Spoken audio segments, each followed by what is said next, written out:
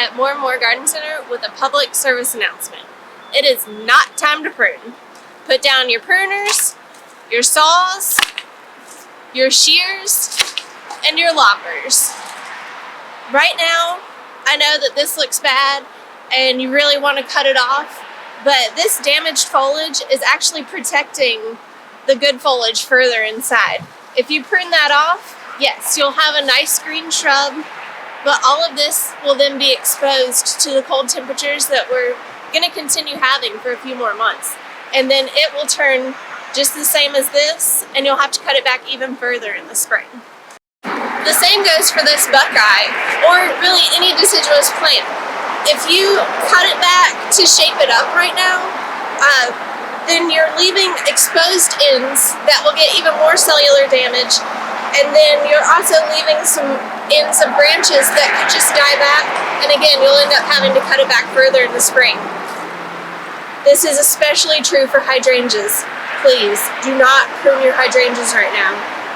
At this point, the hormones are in the branches in order to set buds for next year. So we don't want to cut hydrangeas because essentially you're cutting off next year's flowers without actually removing the buds.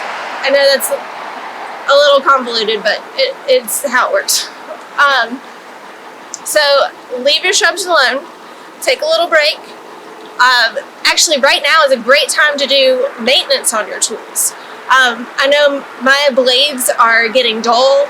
They're kind of gummed up from sap from this summer, and I need to take them to a local hardware store. Shout out Ace Hardware, and get the blades cleaned, get the all the joints and screws lubed up and oiled up, and it's time to do maintenance on your tools. And then in February, meet me back here and I'll show you how to do maintenance on your shrubs. So a little PS on the public service announcement.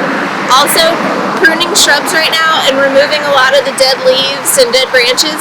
You may actually be removing cocoons of butterflies and moths that overwinter here in the South.